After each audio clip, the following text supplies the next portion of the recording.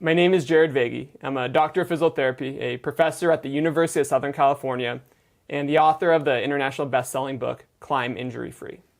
And I'm Matt DiStefano. I'm also a doctor of physical therapy. I work down in San Diego, California, and I'm also one of the coaches for the Mesa Rim competitive climbing team. The two of us decided to team up to take you through how to make a pulley protection splint. And we will get into more details as to what a pulley protection splint is later in the video, but we were just going to offer some information to the climbing community at large to help people with pulley injuries. We're here with Ross Volkerson. Ross, can you go ahead and introduce yourself? Hey guys, I'm a three-time youth national champion. Back in 2018, I received the North Face Young Gun Award, and I've been pretty fortunate through my climbing career to not get too many injuries, and I want to keep that going for as long as possible, so I'm really excited to be here with these guys and work through this process. All right, well Ross, you ready to get going? Absolutely, let's get it. All right, let's do it. But before we make the pulley protection splint, we first need to learn the anatomy of the finger. Let's take a look. As you can see here, Matt is holding an anatomical hand model. We have the bones in the wrist and the fingers. We have the ligaments, known as the pulleys. And we have the tendons, the flexor digitorum superficialis, as well as the flexor digitorum profundus. Let's take a closer look at the anatomy.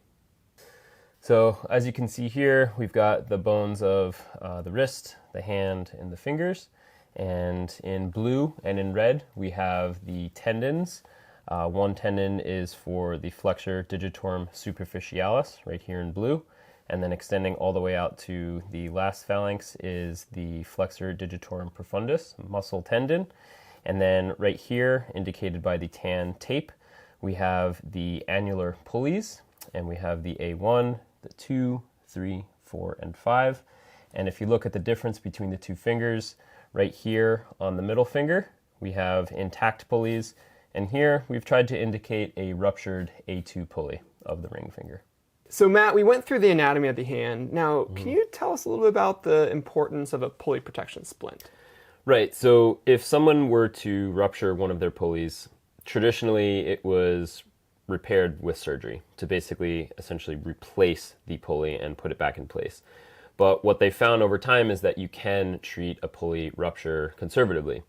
So the importance of the pulley protection splint is to essentially do the job of the pulley in the healing phase for roughly 6 to 8 weeks. And the reason why we use a pulley protection splint is because the hard thermoplastic helps to keep that tendon approximated to the bone so that you can have proper scarring down of the tissue that will essentially take the place of the pulley that has been ruptured into the future. And they've shown that tape is not sufficient enough, so that's why we use the plastic pulley protection splint. So as we can see here in the model, the tendons with a ruptured pulley, we have an increase in space between the tendon and the bone underneath. So what we're trying to accomplish with a pulley protection splint is trying to approximate the tendon bone distance. And by using a thermoplastic ring, the pulley protection splint, we're able to do so safely. Excellent. So let's go through this. Let's go step by step, exactly how we would fabricate, how we would make this, the tools that are needed. Then let's apply it to a real person.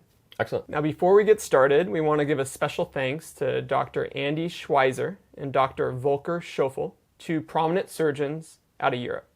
Thank you very much for your help, guys.